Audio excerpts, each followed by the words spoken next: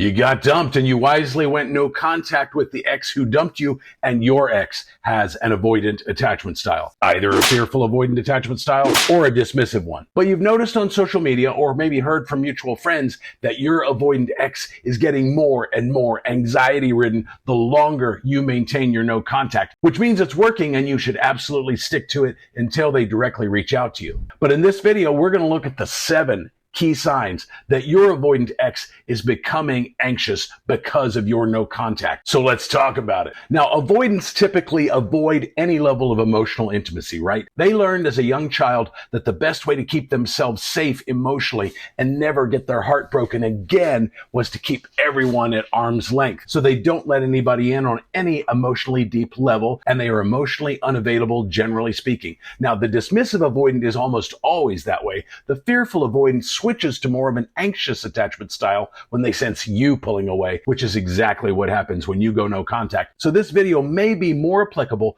to fearful avoidance than dismissive avoidance, but it can still work either way. Way number 1, it disrupts the control of the dynamic. They expected you to beg and plead and be desperate and pathetic after they dumped you. And maybe you were that way for a little bit before you went no contact. Many of us do that. It's totally normal. But you going no contact and being completely radio silent completely flips the script on them. They don't know how to deal with it. They don't understand what's going on. They don't understand the abrupt change in your behavior. Because even if you weren't really that way, avoidants typically see their exes as needy, smothering, clingy, and controlling. And they desperately feared losing their independence with you, which is why they dumped you. And you being in no contact isn't needy. It's not clingy. It's not smothering. And it's certainly not controlling. And it's completely unpredictable in their eyes. And your silence removes their ability to regulate the closeness between the two of you. And they don't know if or when you'll ever reach out again, or if you've completely moved on. Way number 2, triggering the fear of permanent loss. There's a difference between wanting space and complete disconnection. And right now, they don't know which one you want. And your silence is suggesting that you might be gone for good.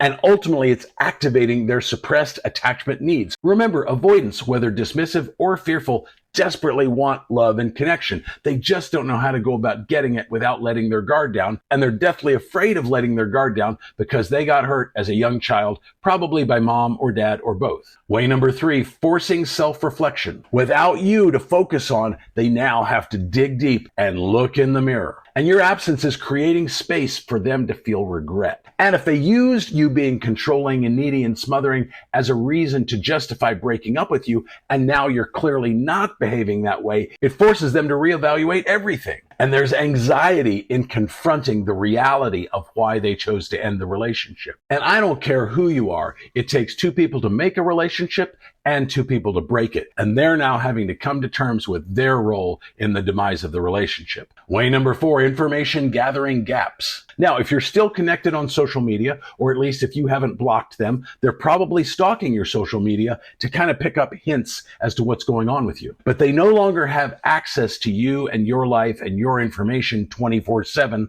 like they used to. And there's uncertainty with how you're processing the breakup, or if you've already processed it and completely moved on. And ultimately, that is creating a lot of anxiety in them, especially with the fearful avoidant. Because many people, especially avoidants, while they didn't want to be with you, and that's why they dumped you, they like the idea of you sitting around miserable and desperate without them, hoping they come back. And that puts all of the control in their hands. And avoidants love to be in control. They love to micromanage because as a young child, with whatever they went through, they felt completely out of control. And now you being in no contact has removed that. Way number 5, challenging their self-narrative. Many avoidants create narratives or stories that are false to justify why the relationship wasn't ever going to work in the long run. And your silence removes any evidence that was ever there to begin with as to why they were justified in thinking that. And now doubts are beginning to creep in and make them question the decision to dump you. Way number 6, reversing the distancer-pursuer dynamic. Many times avoidants get into relationships with people with an anxious attachment style. And the real irony there is it's very hard to make a relationship work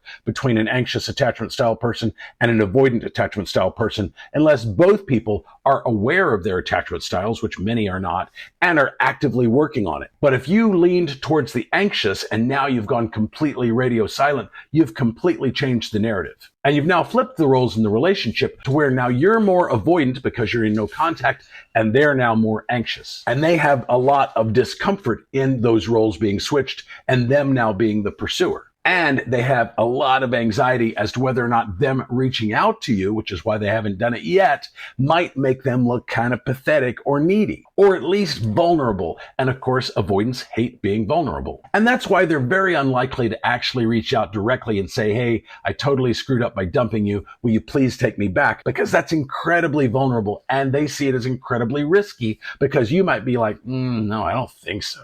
And way number 7, confronting their fears of replaceability. They worry that not only does your silence mean you've moved on, but maybe you've forgotten about them and maybe you've found somebody even better. And there's a lot of anxiety about the thought of being replaced and forgotten. And that's especially true if your avoidant ex has some narcissistic tendencies and traits, because many of them do, quite frankly. And their ego is such that they don't want to feel forgotten or replaced. But if they don't have narcissistic tendencies and traits, there's still going to be some conflict between the idea of loving the idea of you being out there ready and waiting for them to come back if they decided to, and wanting to feel happy for you about the idea of you moving on and finding somebody that you can really connect to. Because trust me, somewhere deep inside of the avoidant, they know that you struggled with their lack of being able to connect with you. Now, understanding all this and knowing all of what I've just said is not a reason to break no contact. Stay vigilant in your no contact until they reach out to you directly, and text is going to be the most likely way they might reach out to you,